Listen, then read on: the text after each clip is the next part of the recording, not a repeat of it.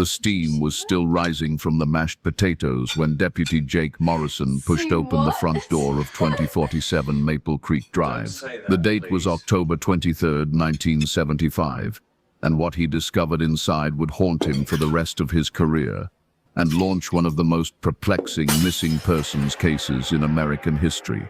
4 dinner plates sat on the dining room table, each half finished. A fork balanced precariously on the edge of one plate, as if someone had simply set it down mid-bite and walked away. The overhead light cast a warm yellow glow across the scene, and somewhere in the kitchen, a coffee pot continued its rhythmic percolating. But the Henley family, all 4 members, had vanished without a trace. Harold Henley, 42, a respected insurance adjuster with horn-rimmed glasses and a methodical nature. His wife Eleanor, 38, a part-time librarian known for her homemade apple pie and her volunteer work at the local Methodist church. Their teenage daughter Rebecca, 16, honor roll student and captain of the debate team. And young Timothy, 11, a freckle-faced boy who collected baseball cards and dreamed of pitching for the Milwaukee Brewers. They had simply disappeared. But this story doesn't begin on that October evening in 1975. It begins 49 years later, in a dusty evidence room in the basement of the Millbrook County Sheriff's Department, where a cold case detective named Vincent Torres would stumble upon a box marked Henley Unsolved and discover that everything the authorities thought they knew about that night was wrong. The call came in at 9:47 p.m. Eleanor Henley's sister, Margaret Walsh, had been trying to reach the family all evening. She was supposed to pick up Eleanor for their weekly bridge game at 8:30, but no one had answered the door. The house was lit up like Christmas morning, every window glowing, but the Henleys might as well have been on the moon. Margaret had circled the house twice, knocking on both the front and back doors, calling out their names until Mrs. Patterson from next door poked her head out and suggested she call the police. Something wasn't right. The Henleys were creatures of habit, and Eleanor never missed bridge night. Never. Deputy Morrison arrived at 9:52 p.m., his patrol car's headlights sweeping across the modest 2-story colonial that the Henley family had called home for 8 years. The autumn wind rattled the maple tree in the front yard, sending cascades of orange and red leaves across the sidewalk. Jack-o'-lanterns grinned from several neighboring porches, their candles flickering in the October darkness. Morrison approached the front door with Margaret Walsh close behind, her face etched with worry. The porch light was on, and through the frosted glass panels, they could see the warm interior lighting. Morrison knocked 3 firm, authoritative raps that echoed in the night air. Nothing. He tried the doorbell, its 2-tone chime sounding clearly from within the house. Still nothing, but they could hear the television playing softly in the living room, and from somewhere deeper in the house came the unmistakable sounds of domestic life.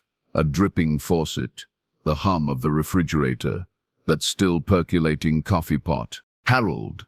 Margaret called out, her voice tight with anxiety. "Eleanor, it's Margaret." Morrison circled the house, his flashlight beam dancing across windows. The back door was locked, but the kitchen window offered a clear view inside. That's when he saw it. The dining room table set for 4, with plates of half-eaten food and glasses of milk that hadn't yet formed a skin on top. "Something's definitely wrong here," Morrison muttered, radioing for backup and a supervisor. Within 20 minutes, Sheriff Robert Castellanos arrived with Deputy Patricia Hill and a volunteer firefighter who could help them gain entry without destroying property. They found the spare key exactly where Margaret said it would be, under the ceramic frog beside the back door. Harold had always been trusting that way. Eleanor often chided him. Too trusting for his own good. The back door opened with a soft creak, and they stepped into a scene that would be burned into their memories forever. The kitchen was immaculate, as Eleanor kept it. A casserole dish sat on the counter beside the stove, still warm to the touch. Green bean casserole, Morrison would later note in his report. The coffee pot continued its steady rhythm, the coffee dark and bitter from hours of brewing. But it was the dining room that stopped them cold. 4 chairs, one slightly pushed back, as if someone had risen quickly. 4 plates. Harold's, with pot roast and mashed potatoes, barely touched. Eleanor's with smaller portions, about half consumed. Rebecca's plate was nearly clean. The teenager had always been a fast eater, and Timothy's showed the careful excavation patterns of a child avoiding green beans while demolishing everything else. A glass of milk had been knocked over near Timothy's place, the white liquid spreading across the wooden table and dripping steadily onto the hardwood floor below. The drip, drip, drip, drip provided an unsettling rhythm to the otherwise silent house. Sheriff Castellanos, a man who had seen 3 decades of small-town policing, stood in the doorway and surveyed the scene with growing unease. This wasn't a break-in. Nothing appeared to be stolen or disturbed. This wasn't a domestic dispute that had turned violent.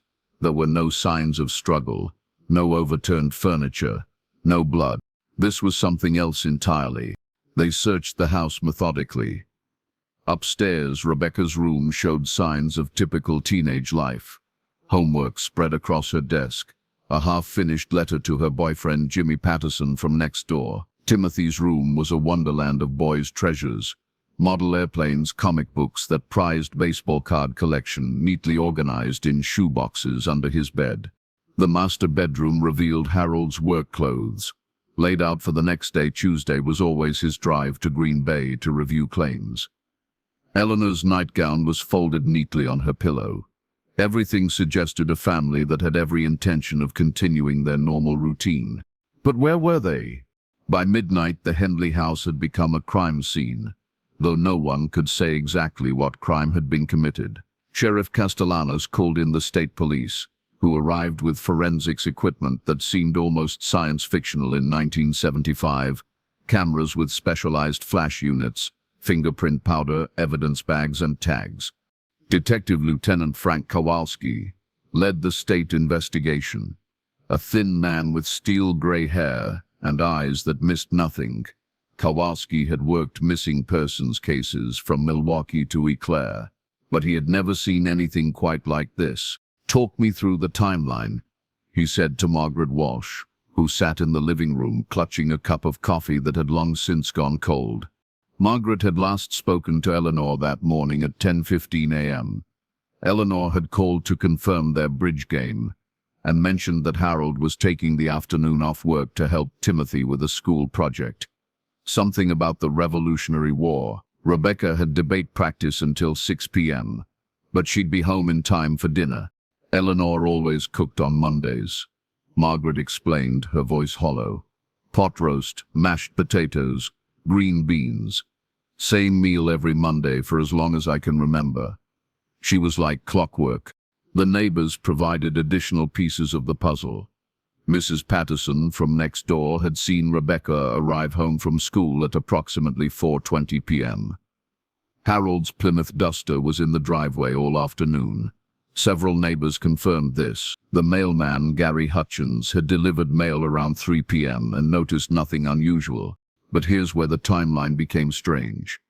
No one had seen the family leave the house. In a neighborhood where Miss Patterson knew every coming and going, where kids played on the sidewalks until dinner time, where neighbors borrowed cups of sugar and chatted over fence lines, 4 people had somehow vanished without a single witness. Detective Kowalski examined the garage. Harold's Plymouth Duster sat exactly where it should, keys hanging on the pegboard beside the door. Eleanor's bicycle was in its usual spot. Timothy's bike was there too, along with Rebecca's 10-speed that Harold had given her for her 16th birthday, just 3 months earlier. No vehicles were missing. No personal effects seemed to have been taken. Eleanor's purse sat on the kitchen counter, her wallet containing $23 and her driver's license intact. Harold's briefcase was by the front door, ready for his Tuesday morning routine. The forensics team found something that would puzzle investigators for decades. No usable fingerprints on any of the dinner plates, glasses, or utensils. It was as if someone had carefully wiped everything clean while leaving the food undisturbed. But who would do such a thing? And why? More disturbing still were the findings in Timothy's room. While most of the space looked perfectly normal, his baseball card collection had been altered, not stolen. Every card was still there, but they had been reorganized in a pattern that made no sense. Cards that had been sorted by team were now arranged by uniform number.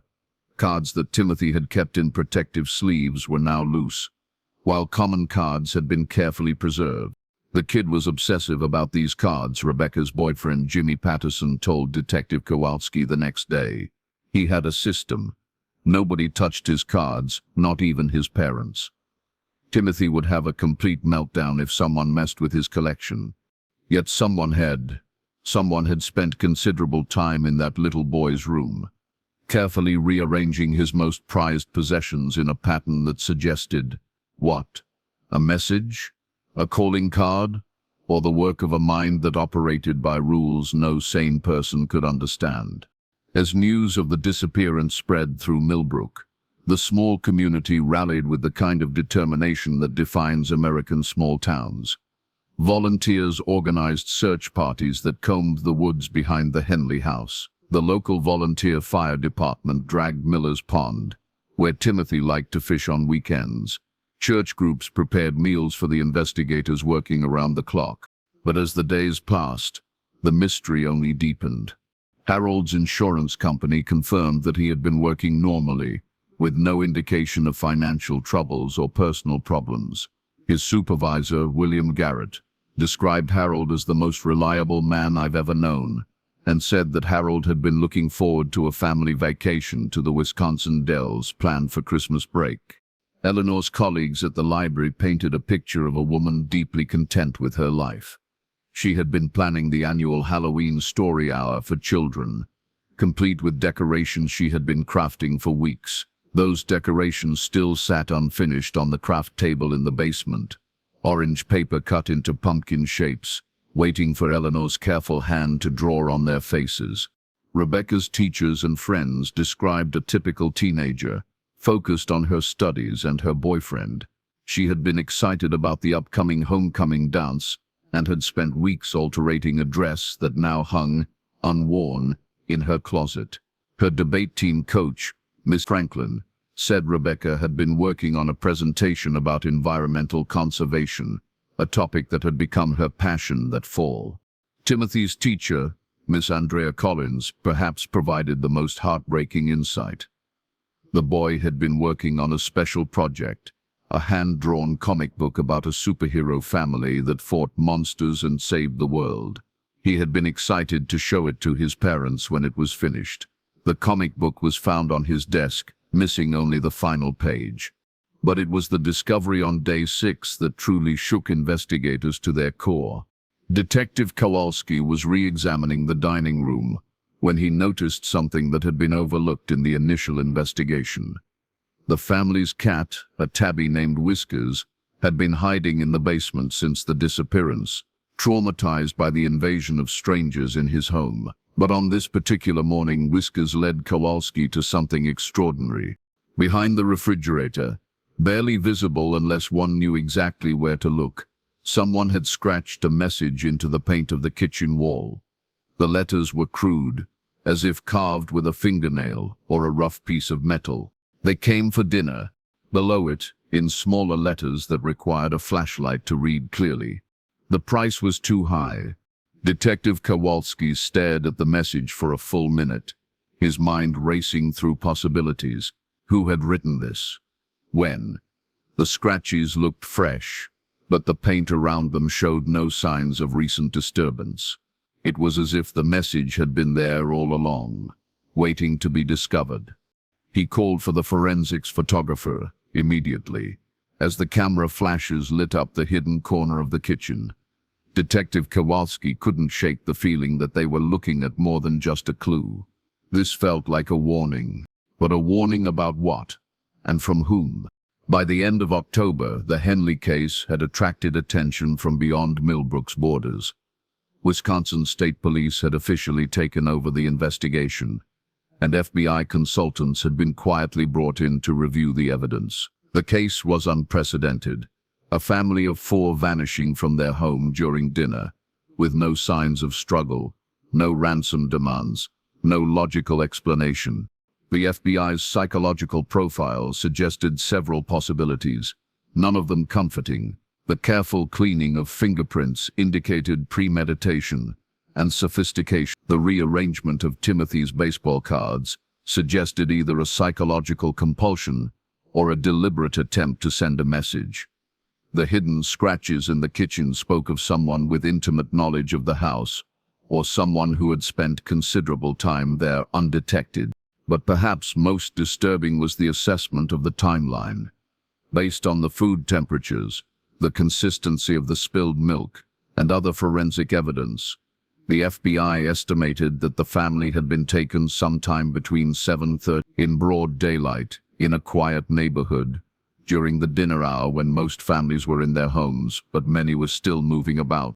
The level of coordination required to remove 4 people without detection suggested either exceptional luck or exceptional planning, or both. As November arrived and the first snow began to fall on Millbrook, Detective Kowalski found himself haunted by the case.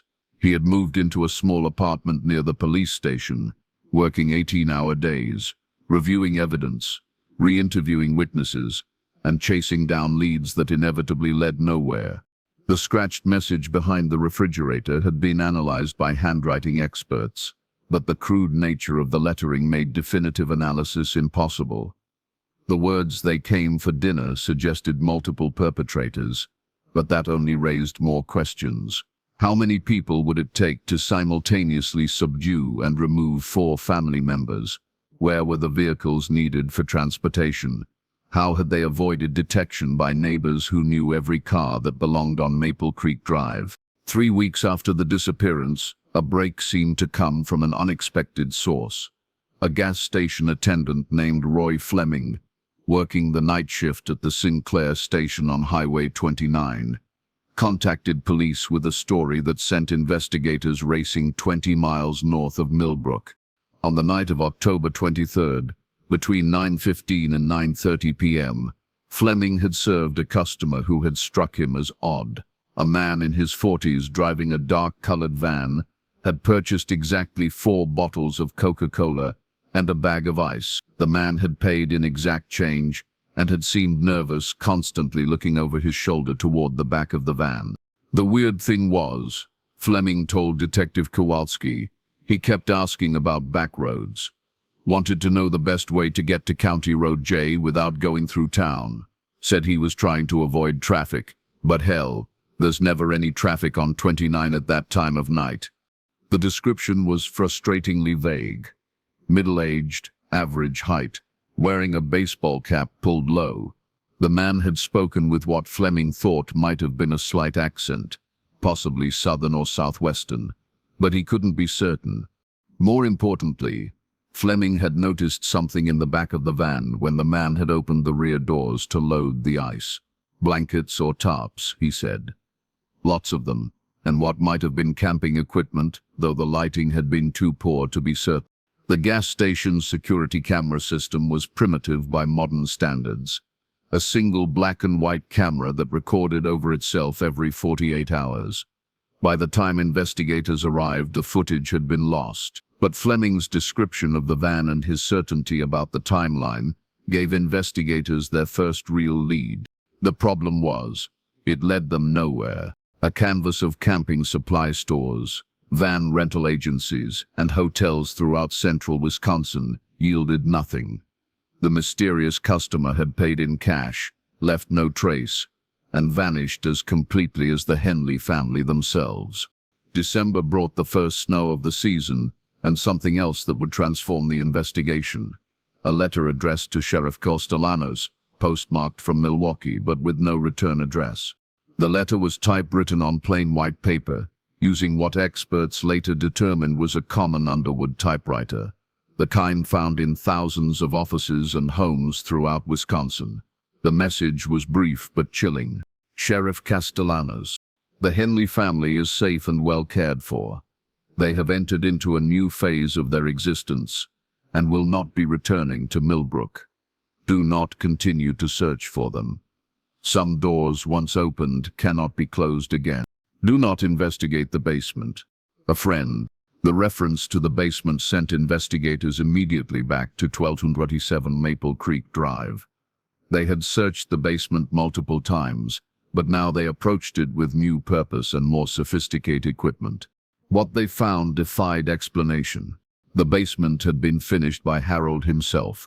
The previous summer, wood paneling, carpet remnants, a small workshop area where he restored antique furniture as a hobby. But when investigators removed a section of paneling in the northwest corner, they discovered something that hadn't been there during their initial searches. A door.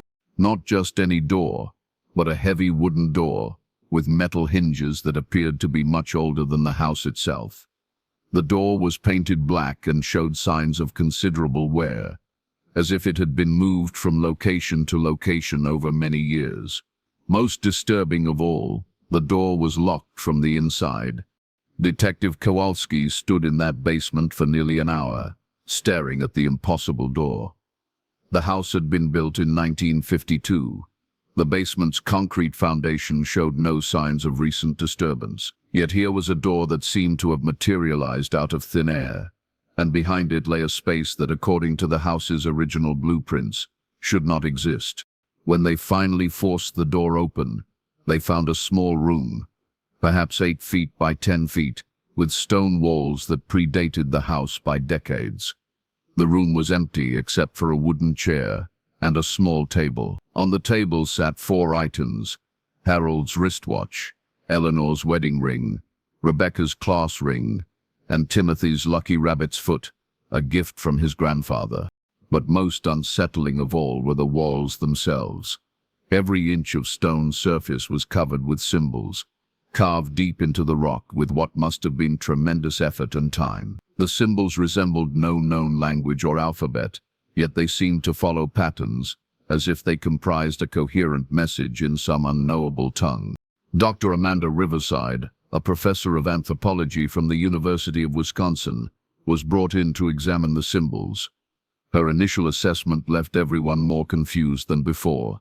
The carving technique was consistent throughout, suggesting a single individual had created all of them. But the time required for such extensive work would have been enormous, weeks or months of careful labor. The stone itself appears to be limestone, which is not native to this area. Dr. Riverside explained to the assembled investigators. Someone transported these stones here and assembled them into this chamber. But the most puzzling aspect is the age of the carvings. Based on tool marks and weathering patterns, I would estimate these symbols are at least 50 years old, possibly older. The implications were staggering. The chamber had been hidden behind Harold's paneling, yet the symbols predated the house itself. Someone had built this room, carved these messages, and then somehow hidden it so completely that it had remained undetected for decades. As winter deepened and 1975 drew to a close, the Henley case had evolved from a missing persons investigation into something far stranger and more sinister. The FBI's behavioral science unit had quietly opened a file that would eventually grow to over 3,000 pages. Experts in cult activity, ritual crime, and psychological warfare had been consulted, but no one had answers. Only more questions that seemed to multiply with each new discovery. The final revelation of that terrible year came on December 23rd, 2 months to the day after the Henleys had vanished. Detective Kowalski was working late in the station, reviewing files and nursing his 5th cup of coffee, when the telephone rang. The voice on the other end was that of a child, high, frightened, but unmistakably familiar to anyone who had spent weeks listening to family home movies and audio recordings. "Mr. Detective," the voice whispered, "this is Timothy Henley. We're okay, but we can't come home. They won't let us. The door is locked from the outside now, and we can hear them talking. They're planning something for Christmas. Something about the others who are coming." The line went dead. Detective Kowalski sat in the empty police station, his hands shaking as he replayed the conversation in his mind. The voice had been Timothy's. He was certain of it, but the boy had mentioned others who are coming, and they won't let us," suggesting the family was being held against their will by multiple captors. More disturbing still was Timothy's reference to "the door is locked from the outside now." It seemed to confirm that the mysterious basement chamber was somehow connected to their disappearance. But how? And who were these people who had the power to make an entire family vanish and reappear at will? As Christmas morning dawned over Millbrook, Wisconsin, the empty house at 2047 Maple Creek Drive stood as a monument to an unsolved mystery that had shaken a community's faith in the world they thought they knew. The Henley family remained somewhere in the shadows, alive but unreachable, prisoners of forces that operated by rules no decent person could understand. Detective Kowalski would continue working the case for another 5 years before finally retiring, the investigation having consumed his health, his marriage, and ultimately his belief that justice always prevails. The basement chamber was sealed, and the house was eventually sold to a family from Minneapolis who knew nothing of its history. The case file was boxed and stored in the basement of the Millbrook County Sheriff's Department, where it would gather dust for nearly 5 decades, until Detective Vincent Torres found it in 2024 and discovered that the Henley family's story was far from over. Millbrook County Sheriff's Department, March 5th. Detective Vincent Torres had been working cold cases for 7 years, but he had never seen a file quite like the one that tumbled from the deteriorating cardboard box marked Henley Unsolved.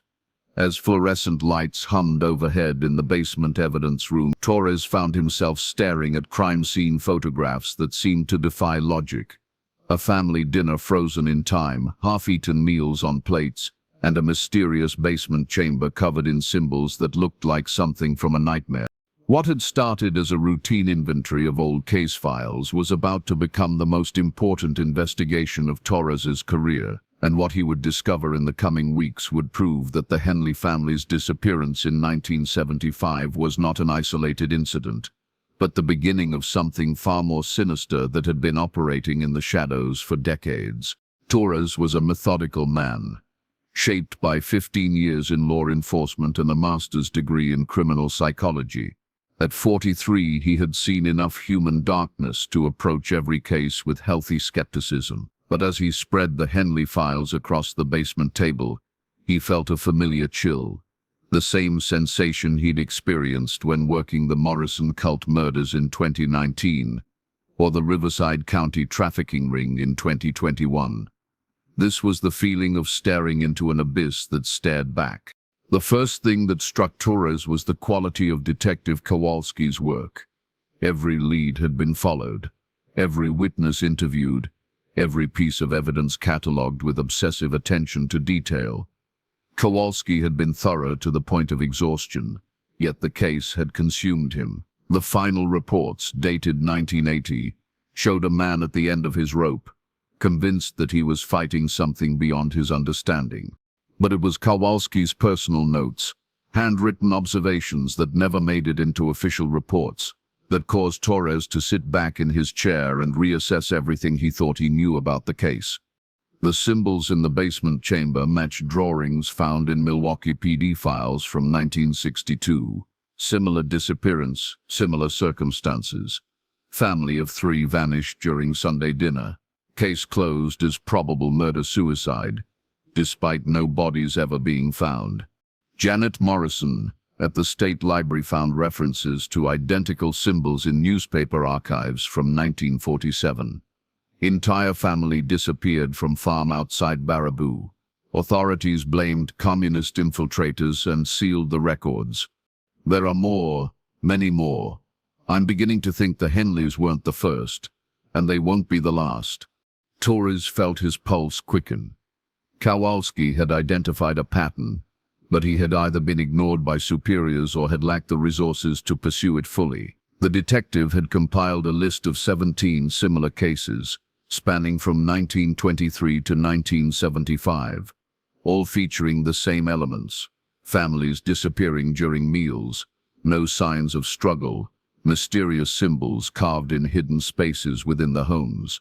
But Kowalski's investigation had been cut short by his retirement. The trail had gone cold for nearly 50 years. Until now. What Kowalski couldn't have imagined in 1980 was how technology would transform criminal investigation. Torres had access to databases that could cross-reference cases across state lines and decades. He had facial recognition software, DNA analysis, digital archives, and most importantly, the Internet, a vast repository of information that could connect dots across time and geography. Torres spent the next 3 days inputting every detail from Kowalski's files into the FBI's VICAP database.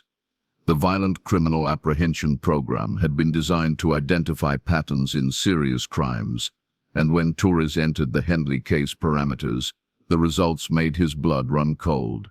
43 cases, spanning from 1923 to 2019, all featuring family disappearances during mealtimes, all involving mysterious symbols carved in hidden locations, all officially unsolved or misclassified as murder-suicides, despite the absence of bodies. The most recent case had occurred just 5 years earlier in Montana. The Peterson family, parents and 2 children, had vanished during a barbecue in their backyard. Neighbors had seen them grilling at 6 p.m. By 8 p.m., the food was charred on the still-burning grill, but the family was gone. Local authorities had found symbols carved into the wooden support beams of their deck, symbols that matched those discovered in the Henley basement chamber. But it was the pattern of locations that truly stunned Torres. The disappearances weren't random.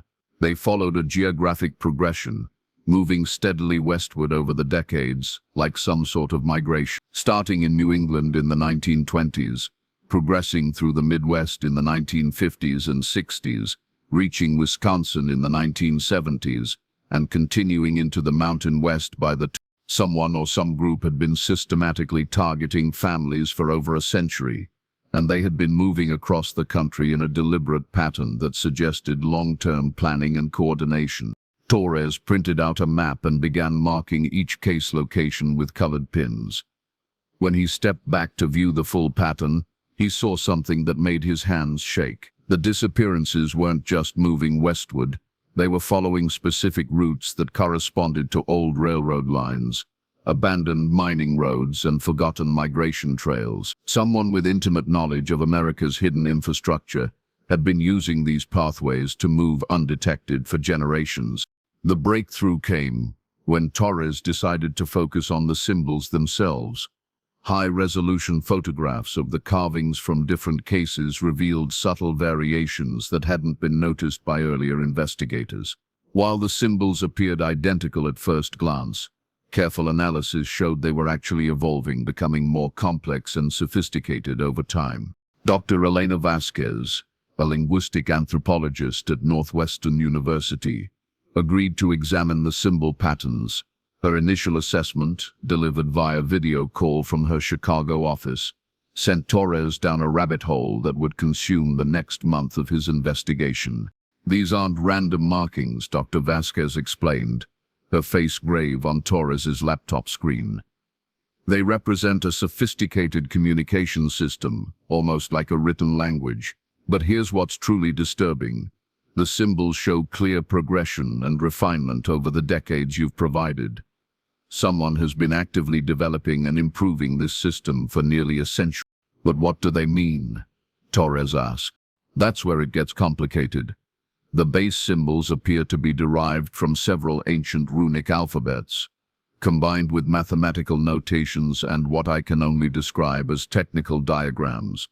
Some of these markings look like architectural plans or engineering schematics. Others appear to be instructions of some kind." Dr. Vasquez had identified over 200 distinct symbols across the various case sites, and when arranged chronologically, they told a chilling story of an organization that had been growing more sophisticated and organized with each passing decade. But it was her analysis of the most recent symbols, those found at the Peterson Ranch in Montana in 2019, that provided the most disturbing revelation.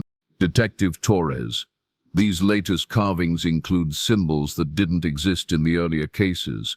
They incorporate modern elements, what appear to be digital codes, GPS coordinates, and even what looks like internet terminology. Whatever group is responsible for these disappearances, they've adapted to the modern world while maintaining their core practices.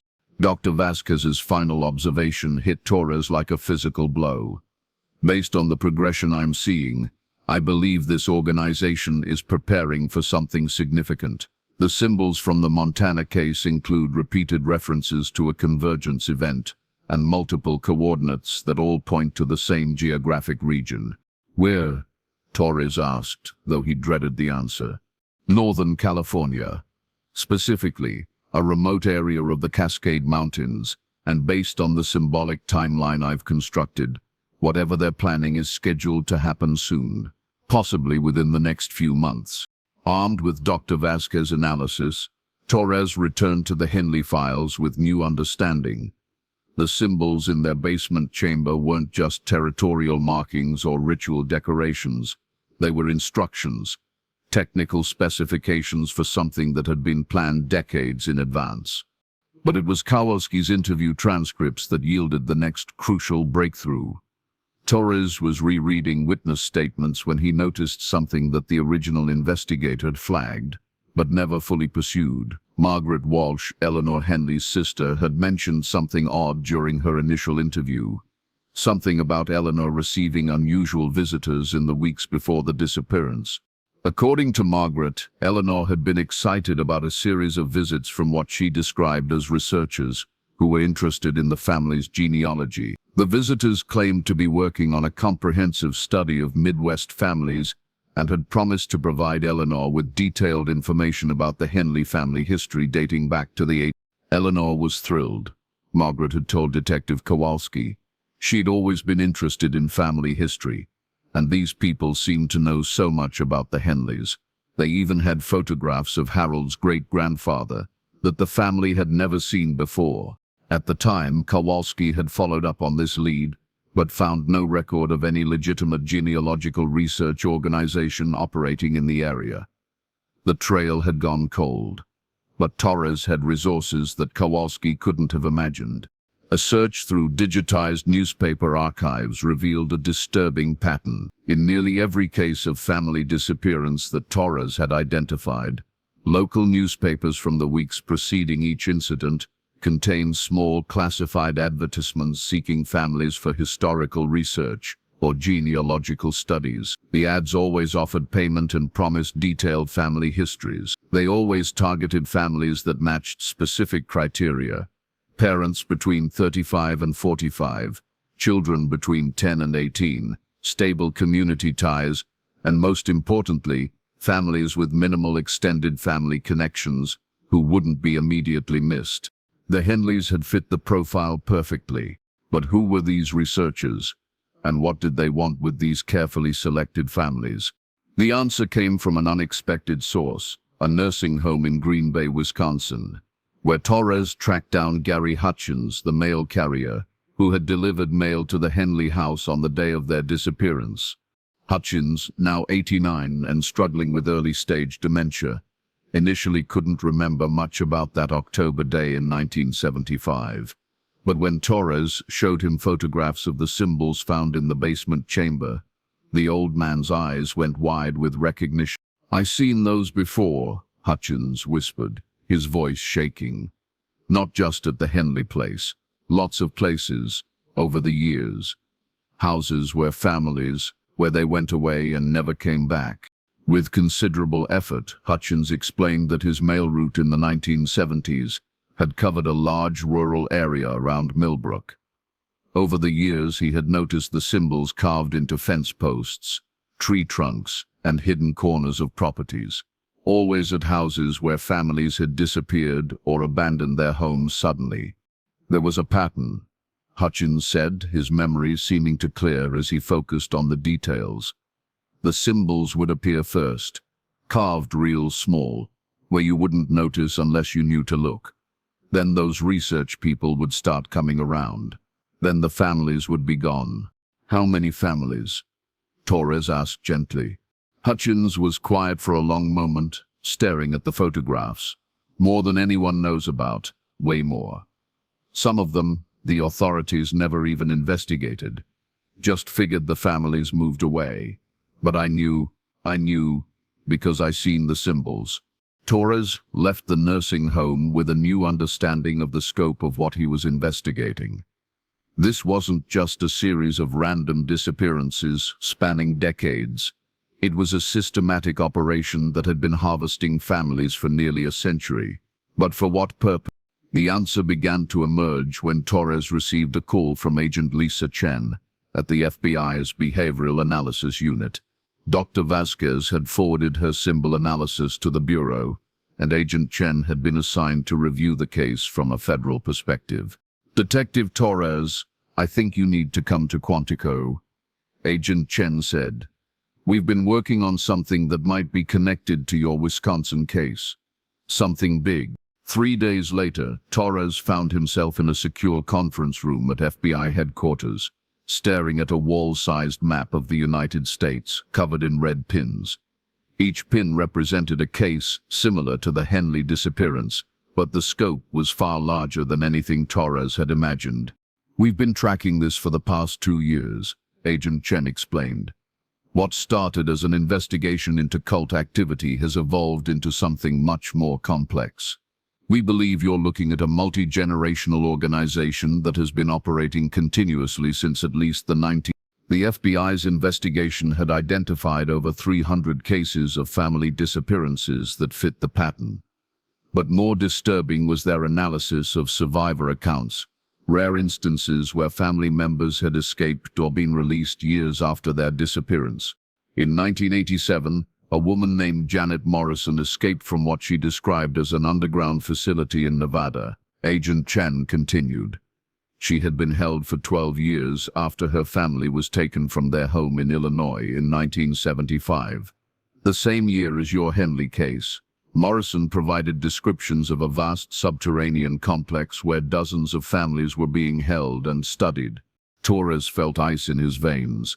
Studied how?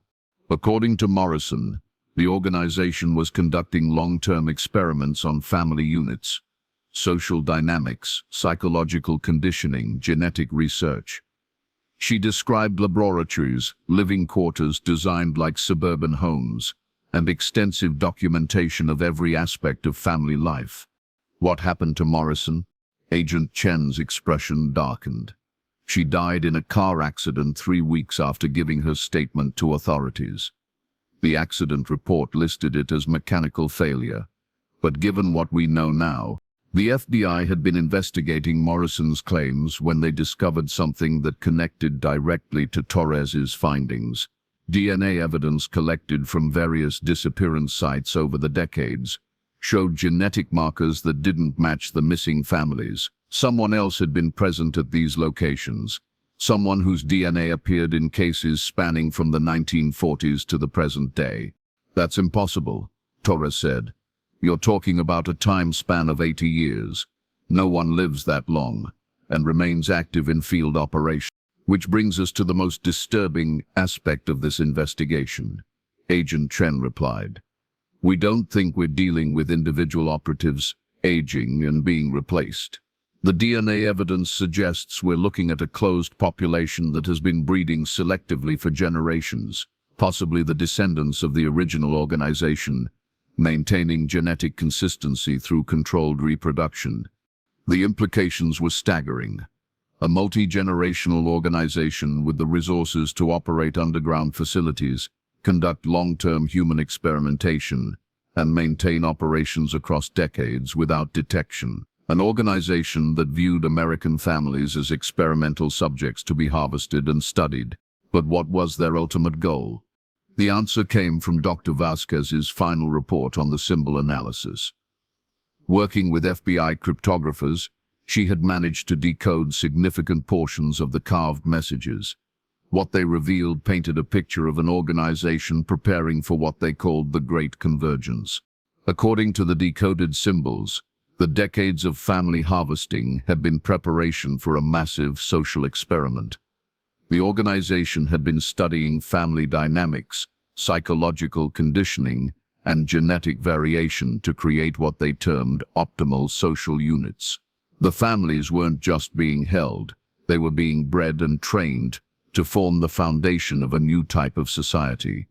The Montana symbols that Dr. Vasquez had identified as pointing to Northern California weren't just coordinates, they were an invitation. A gathering point where all the collected families would be brought together for the next phase of the experiment. Agent Chen showed Torres satellite imagery of the California location. Deep in the Cascade Mountains, thermal imaging had identified a massive underground complex that hadn't appeared on any government survey. The facility was enormous, large enough to house hundreds of families, and showed clear signs of recent expansion. "We believe they're preparing to consolidate their operations," Agent Chen explained. 90 years of collecting and conditioning families, and now they're ready to implement whatever they've been planning. But the most chilling discovery came from intercepted communications that the FBI had been monitoring near the California site. Radio transmissions using coded language that matched the symbol patterns Dr. Vasquez had decoded. The transmissions spoke of final harvest operations and preparation for emergence.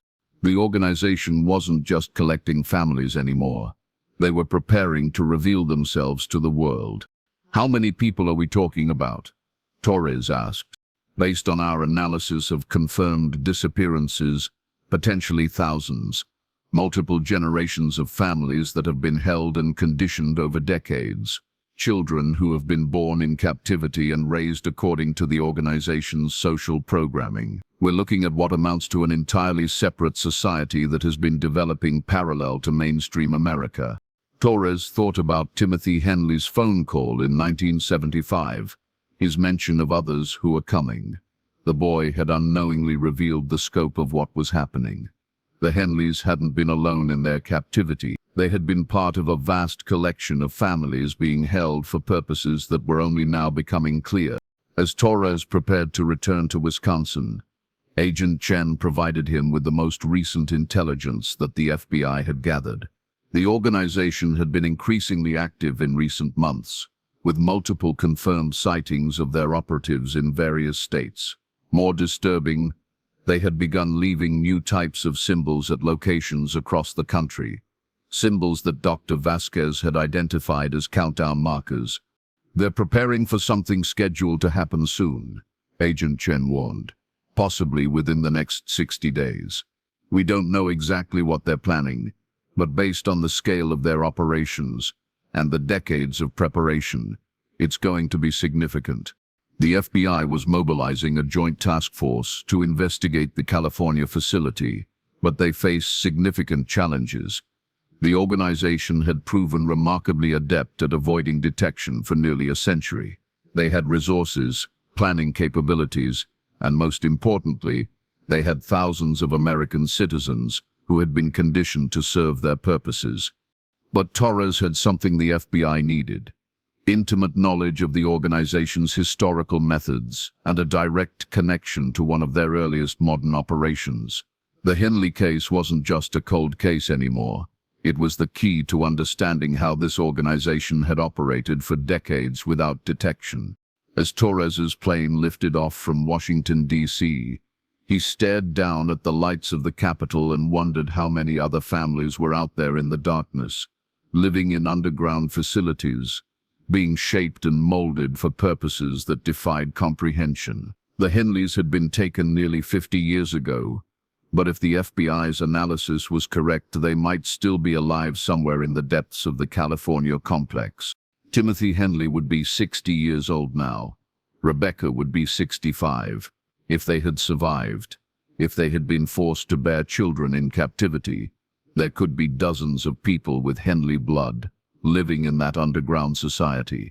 People who had never seen the sun, who had been raised to believe that the surface world was dangerous and corrupt, who might willingly fight to defend the only home they had ever known.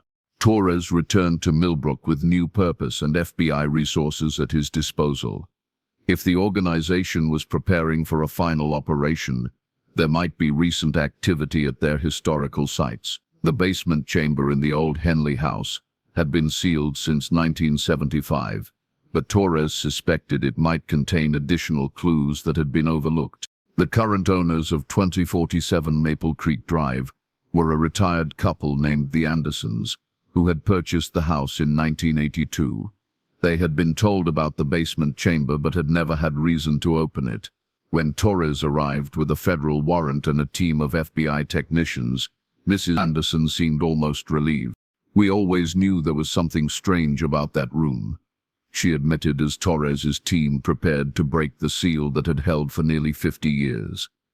"Sometimes we would hear sounds down there, scratching like someone was carving on the walls. But when we checked, there was never anyone there." The chamber had been exactly as Detective Kowalski had left it in 1975, but the walls told a different story. The symbols that Dr. Vasquez had analyzed were still there, but they had been joined by new carvings, fresh symbols that gleamed white against the older, darkened stone. Someone had been visiting the chamber regularly, for decades, updating the messages, adding new information. The chamber wasn't just a historical artifact, it was an active communication hub. Dr. Vasquez, who had flown in from Chicago to examine the new symbols in person, worked through the night to decode the fresh carvings. What she found sent shockwaves through the investigation. The new symbols contained detailed reports on the Henley family's status over the decades, birth records for children born in captivity, progress reports on psychological conditioning, and most chilling of all, recent preparations for something called Surface Integration Protocol. "Detective Torres," Dr. Vasquez said, her voice tight with urgency. "These latest symbols indicate that the organization is preparing to release some of their conditioned families back into surface society, but not as escapees, as operatives. The decades of psychological conditioning hadn't been random experimentation. The organization had been creating sleeper agents, people who looked and acted like ordinary American citizens, but who were actually loyal to the underground society. People who could integrate into surface communities and prepare for whatever the organization was planning. The Henley family might not be prisoners anymore. They might be active participants in an operation that was about to unfold across the United States." As Torres stood in that stone chamber, surrounded by nearly a century of carved messages and surrounded by FBI technicians cataloging evidence, he realized that the mystery of the Henley family's disappearance had led him to something far larger and more terrifying than anyone had imagined. The organization that had taken them in 1975 wasn't just still active, they were preparing to emerge from the shadows and reveal themselves to the world. And after decades of careful preparation, they were finally ready to implement whatever plan had driven them to harvest American families for nearly a century. The question was no longer what had happened to the Henley family. Cascade Mountains, Northern California, April. The FBI tactical team moved through the pre-dawn darkness like shadows among shadows, their night vision equipment casting the pine forest in an eerie green glow. Detective Vincent Torres crouched behind a moss-covered boulder, watching the valley below where thermal imaging had revealed the entrance to the underground complex that had remained hidden for decades. 3 weeks had passed since the discovery of the fresh symbols in the Henley basement chamber. 3 weeks of frantic investigation, federal task force meetings, and the growing realization that they were racing against a countdown that had been set in motion nearly a century ago. The organization that had taken the Henley family in 1975 was preparing to emerge from the shadows, and according to the decoded symbols, today was the day they called emergence. Agent Lisa Chen materialized beside Torres, her face grim in the pale starlight. "Perimeter teams are in position. We've identified 17 separate entrances to the complex, but thermal imaging suggests the main facility extends at least 3 levels underground and covers an area the size of a small city." Torres nodded, his eyes fixed on the valley below. Somewhere in that subterranean labyrinth, the Henley family might still be alive after 49 years of captivity. Harold would be 91 now, if he had survived. Eleanor, Rebecca, and Timothy, both in their 60s, possibly with children and grandchildren, who had never seen the surface world. But the question that haunted Torres wasn't whether they were alive, It was what they had become. The breakthrough that had led them to this moment had come from an unexpected source. A phone call to the Millbrook Police Department from a woman claiming to be Rebecca Henley. The call had been traced to a payphone in Sacramento, California, just 200 miles south of their current location. "My name is Rebecca Henley," the woman had said, her voice calm but urgent. "I disappeared with my family from Wisconsin in 1975. Tomorrow, our community is going to reveal itself to the surface world. But something has gone wrong with the plan. People are going to die. Many people." The call had lasted only 3 minutes before the line went dead, but it had provided crucial intelligence about the organization's timeline and confirmed the FBI's worst fears. The decades of preparation were finally culminating in action. As the first rays of dawn crept over the mountain peaks, the FBI teams began their coordinated assault on the complex. What they found defied every assumption they had made about the organization they were hunting. The entrance Torres's team breached led into a vast underground city that looked like a twisted version of suburban America from the 1950s. Streets lined with house-like structures, complete with white picket fences and manicured lawns, all existing in caverns carved from the living rock and lit by artificial sunlight that followed a programmed day-night cycle. "Jesus Christ," whispered Agent Rodriguez, as they moved through what appeared to be a residential neighborhood. "There are hundreds of houses down here, but it was the people that truly shocked them." Families moved about their daily routines, children playing in artificial parks, adults tending gardens under grow lights, elderly residents sitting on porches that existed 300 feet underground. They were dressed in clothing that seemed frozen in time, styles spanning from the 1920s to the 1970s, as if each family had been preserved in the era when they were first taken. The residents showed no fear at the sight of armed federal agents. They simply watched with curious, placid expressions as the tactical teams moved through their subterranean community. Some waved politely, others continued their activities as if nothing unusual was happening. "They've been conditioned not to fear outside intervention," Agent Chen observed through her radio. This level of psychological control suggests decades of systematic programming. Torres found himself thinking about Timothy Henley's phone call in 1975. The frightened boy who had whispered about being locked in and hearing them planning something. That terrified child had somehow become part of this eerily peaceful underground society. But as the teams moved deeper into the complex, they began to discover that the residential areas were only the surface layer of something far more sinister. 3 levels down, past the artificial neighborhoods and recreational facilities, the teams encountered the true purpose of the organization. Laboratories filled with decades of research on social conditioning, genetic manipulation, and psychological control. Libraries containing detailed genealogical records of thousands of American families, with notes on optimal breeding combinations and desired genetic traits.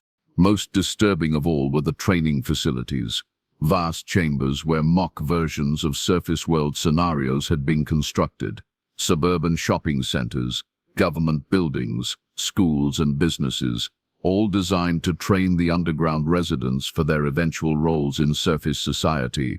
In one chamber, Torres watched through reinforced glass as dozens of people practiced what appeared to be normal social interactions, shopping for groceries, attending parent-teacher conferences, voting in elections, but their movements were too synchronized, their responses too perfect. They were rehearsing roles rather than living lives. "This is a military operation," Agent Chen said, studying monitors that showed similar training sessions throughout the complex.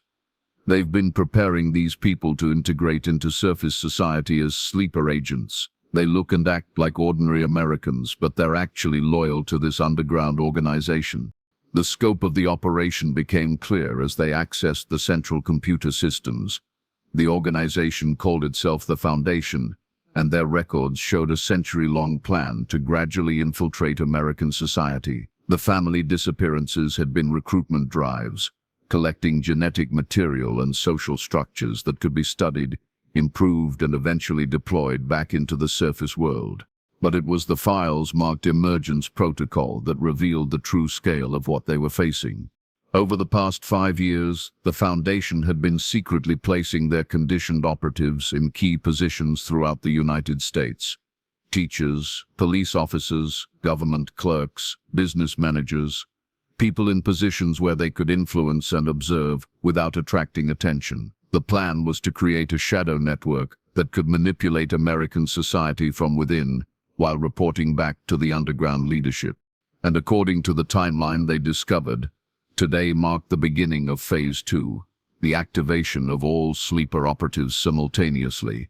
Torres found them in Residential Section C, Level 1, a perfect replica of a 1970s suburban home, complete with the same wallpaper pattern Eleanor had chosen for their dining room in Millbrook. The 4 family members were seated around a dinner table, sharing a meal that looked remarkably similar to the one they had been eating on the night they disappeared 49 years earlier. But the people Torres encountered bore only a passing resemblance to the family in the 1975 police photographs. Harold Henley, now 91, moved with the careful precision of someone whose every action had been trained and refined over decades. His clothes were immaculate, his posture perfect, his expression one of serene contentment. When he looked up at Torres, his eyes showed no surprise, no fear, no recognition that anything unusual was happening. Eleanor, 87, continued setting the table as if federal agents entered her dining room every day. Her movements were graceful, practiced, and utterly without spontaneity. She smiled politely at Torres and offered him coffee in a voice that sounded like a recording of politeness rather than genuine emotion. Rebecca, now 65, looked remarkably well preserved for her age, her hair styled in a fashion that would have been current in. She watched Torres with intelligent eyes, but there was something vacant behind them, as if the personality that had once debated environmental conservation in high school had been carefully erased and replaced with something more manageable. Timothy, 60, still had traces of the freckle-faced boy from the police photographs, but his smile was too perfect, his mannerisms too controlled. When he spoke, his voice carried the same eerily calm tone as the rest of his family. "Welcome to our home," Harold said, rising from his chair with mechanical courtesy. "Would you like to join us for dinner? Eleanor has prepared pot roast." Torres felt a chill that had nothing to do with the underground air conditioning. These weren't the victims he had expected to rescue. These were people who had been so thoroughly conditioned that they no longer seemed entirely human. "Mr. Henley," Torres said carefully, "do you remember your home in Millbrook, Wisconsin?" Harold's expression didn't change. "We have always lived here. This is our home. We are happy here." "What about your life before 1975? Your job at the insurance company? Eleanor's work at the library?" A flicker of something confusion, pain passed across Harold's face, but it was quickly suppressed. "Those are surface memories. We don't think about the surface anymore. The surface is chaos. Here is order." It was Rebecca who provided the first crack in the facade. As Torres questioned her parents, she had been watching him with increasing intensity. Finally, she stood and walked to the kitchen, beckoning him to follow. Away from her parents, Rebecca's perfect composure faltered slightly. "You're the detective," she whispered, "the one investigating our disappearance. Rebecca, you remember?" "Some of us remember pieces. Not all, but some. They tried to erase everything, but they weren't completely successful." She glanced nervously toward the dining room. "My parents, they gave in completely years ago. Timothy too, mostly. But some of us have been fighting to hold on to who we were." "Who is us?" Rebecca's answer made Torres's blood run cold. "The children born here, the second and third generations. Some of us know this isn't right, but we've never known anything else. And now they want us to go to the surface, to change things." In a storage room behind the kitchen, Rebecca showed Torres something that explained everything. Journals hidden behind fake walls, written by underground residents who had managed to retain pieces of their original personalities. The journals revealed that the Foundation's plan was far more complex than simple infiltration. Over the decades, they had been perfecting techniques for mass psychological conditioning. The sleeper agents weren't just meant to observe and influence. They were meant to serve as test subjects for large-scale social control experiments. They've been planning something they call the Great Adjustment, Rebecca explained, her voice barely above a whisper. They want to use their people on the surface to test techniques for controlling entire populations, starting with small communities, then expanding. The journals described experiments in subliminal messaging, food additives that enhanced suggestibility, and social manipulation techniques that could turn ordinary citizens into compliant followers. The Foundation had spent a century perfecting these methods on their captive population, and now they were ready to deploy them on the surface world. But according to the most recent journal entries, something had gone wrong with the plan. A faction within the Foundation wanted to accelerate the timeline and implement more aggressive control methods. They were no longer content with subtle influence. They wanted direct control over surface populations. "That's why I called," Rebecca said. "The hardliners have taken over the leadership. They're planning to release a substance into water supplies in major cities, something that will make people more susceptible to their conditioning techniques. But the concentrations they're planning to use, they could cause permanent brain damage, maybe kill thousands of people." Torres felt the pieces falling into place. The Foundation wasn't just planning infiltration. They were planning to chemically subdue large portions of the American population, turning them into a more manageable version of the people Torres had seen in the underground complex. Agent Chen's voice crackled through Torres's radio. "We've found the production facility. They've got enough of this stuff to contaminate water supplies for millions of people. And according to their schedules, the first deployments begin in 6 hours. The FBI teams had discovered a massive underground laboratory where the Foundation had been producing their control substance for months. Thousands of gallons of a colorless, odorless compound that could be introduced into water systems without detection. The substance was designed to make people more suggestible, more compliant, more willing to accept authority without question. But the dosage levels the hardline faction planned to use were far higher than what had been tested on the underground population. Elizabeth Morrison, a Foundation scientist who had been forced to work on the project, warned that the concentrations being prepared could cause widespread neurological damage. "They don't care about collateral damage anymore," Dr. Morrison told Torres, as FBI teams secured the laboratory. The original plan was gradual conditioning over years, but the new leadership wants immediate results. They're willing to sacrifice thousands of people to prove their methods work. The delivery system was already in place. Foundation operatives positioned throughout the country were standing by to introduce the substance into water treatment facilities. In 12 major cities, once released, it would affect millions of people within days. Torres realized they weren't just racing to stop a conspiracy. They were racing to prevent what amounted to chemical warfare against the American population. The Foundation's leadership operated from the deepest level of the complex, in a chamber that resembled a corporate boardroom from the night. When Torres and the FBI team breached the room, they found 12 individuals seated around a mahogany conference table, calmly discussing the logistics of their planned assault on surface society. The leader was a man who appeared to be in his 70s, but whose eyes held the accumulated weight of decades beyond his apparent age. He introduced himself as Director William Ashford, though records would later reveal that this identity had been assumed decades earlier. "Detective Torres," Ashford said without surprise, as if he had been expecting this moment. "You've done excellent work tracing our operations. We've been watching your investigation with considerable interest." "The operation stops now," Torres said, his weapon trained on Ashford. "We've secured your production facility and arrested your surface operatives." Ashford smiled with genuine amusement. "Detective, You misunderstand the scope of what you're dealing with. The Foundation has been operating for over a century. We have resources and contingencies that extend far beyond this facility. Then you can explain them to federal prosecutors. I'm afraid that won't be possible. Ashford pressed a button on the conference table and alarms began blaring throughout the complex. But these weren't evacuation alarms. They were activation signals. Throughout the underground city, the conditioned residents began moving with sudden purpose. The peaceful suburban facades disappeared as thousands of people moved in perfect coordination toward predetermined positions. They weren't panicking or fleeing. They were implementing a plan that had been drilled into them for decades.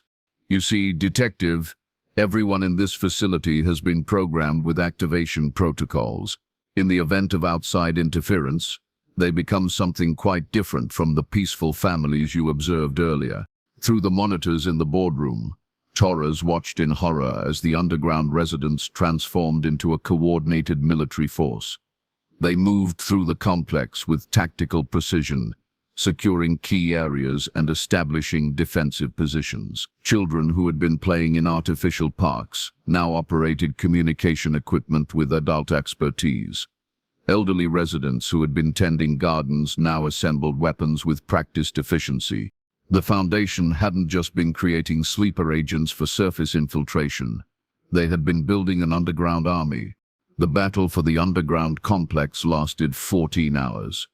FBI tactical teams found themselves fighting against an enemy that knew every tunnel, every hiding place, every tactical advantage the facility offered. The Foundation residents fought with the calm determination of people defending their home, rather than the desperation of trapped criminals.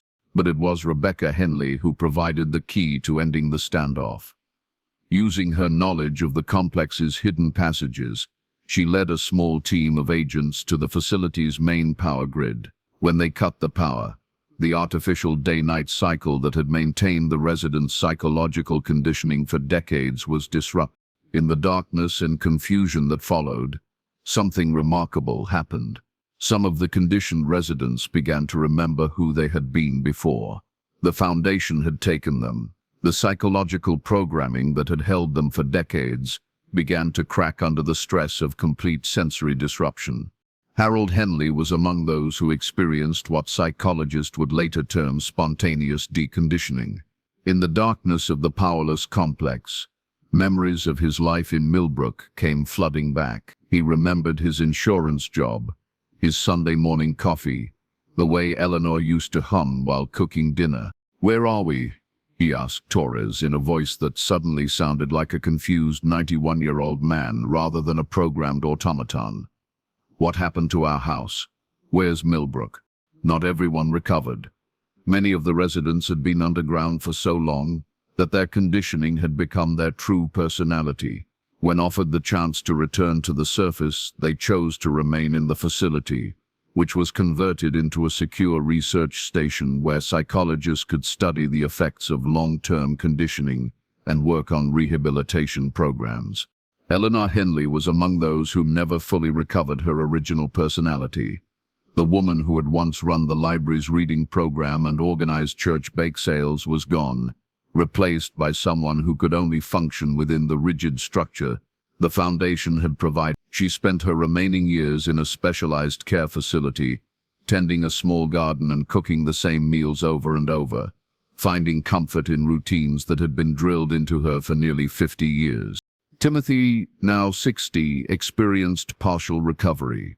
He remembered pieces of his childhood in Millbrook but struggled to reconcile those memories with the life he had known underground. He eventually chose to remain at the facility as a liaison, helping researchers understand the Foundation's methods while working to help other residents readjust to the world above.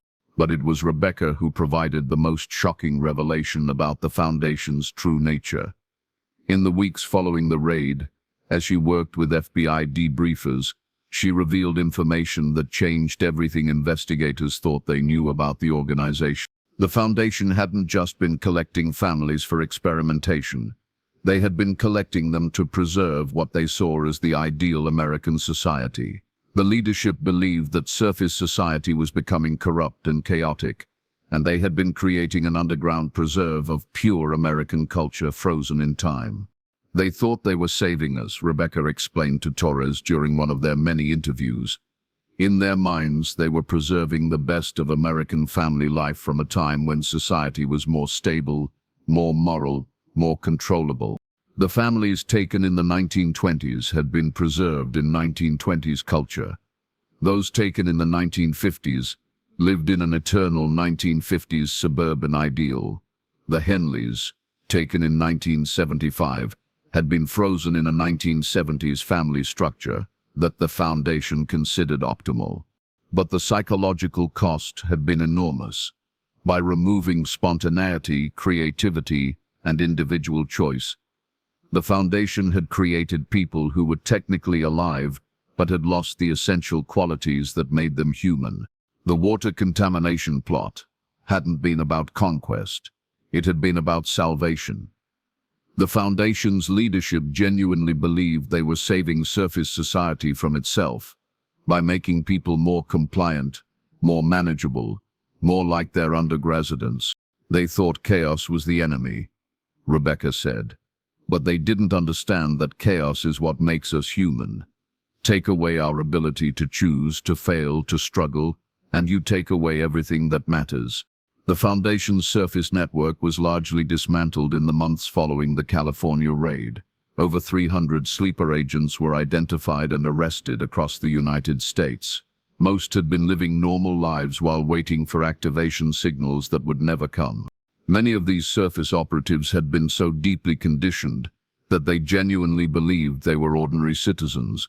They had jobs, families, community ties, but all of it had been carefully constructed to serve the Foundation's purposes. When confronted with evidence of their true nature, most expressed genuine shock and confusion.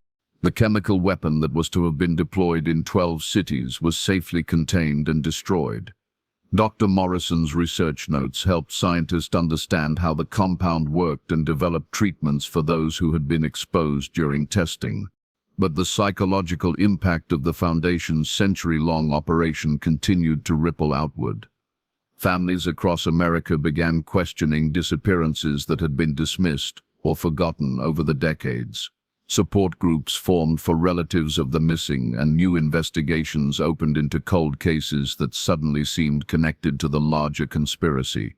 Detective Torres received commendations from the FBI, the state of Wisconsin, and the families of dozens of missing persons whose cases had finally been solved.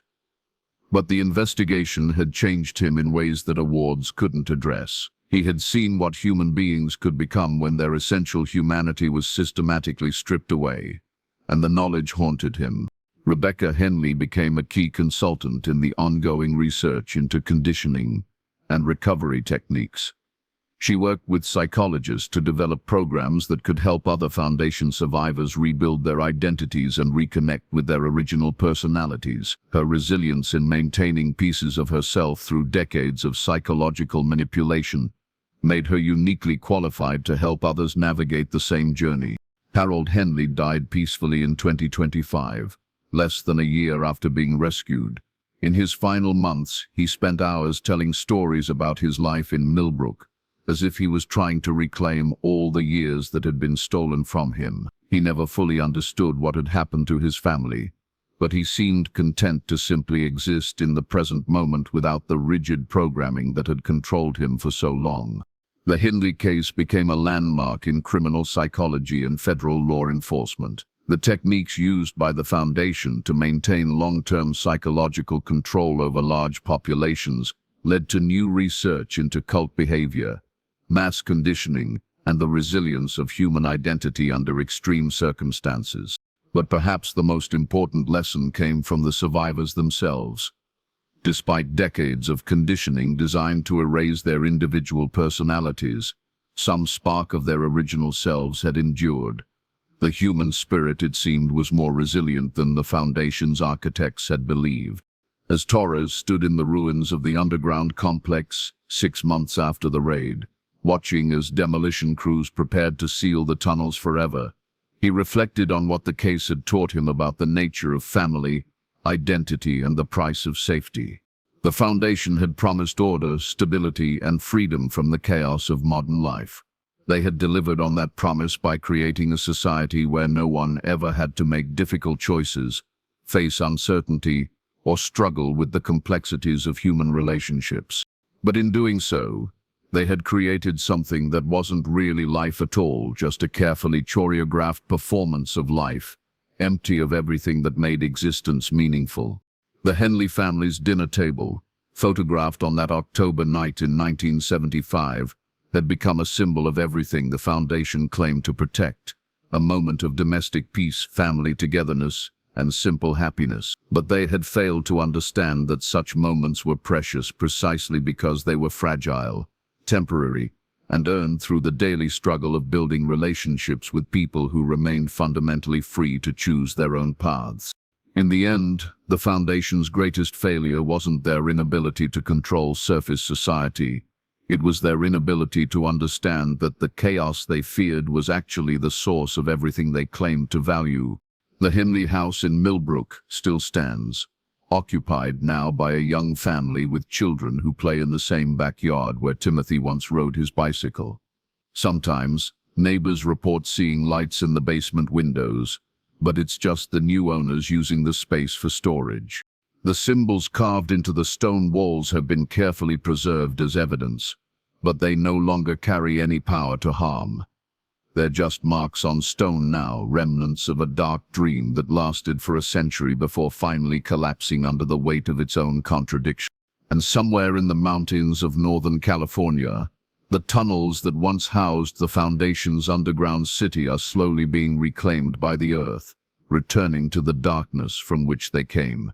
The case file marked Henley Unsolved has been closed at last, but the questions it raised about the nature of freedom, family, and the price we're willing to pay for security continue to echo through the corridors of law enforcement agencies across the nation. Because the truth Detective Torres discovered in those underground chambers wasn't just about one missing family or one criminal organization. It was about the eternal tension between safety and liberty, between order and chaos, between the desire to protect what we love and the recognition that true protection sometimes requires accepting the very risks we fear most. The Henley family had vanished during dinner on a quiet October evening in 1975. 49 years later, they had finally come home, changed, damaged, but ultimately unbroken by forces that had tried to erase everything that made them human. And in that resilience, there was something that no amount of conditioning could ever take away: the enduring power of the human spirit to remain, against all odds, fundamentally and defiantly free.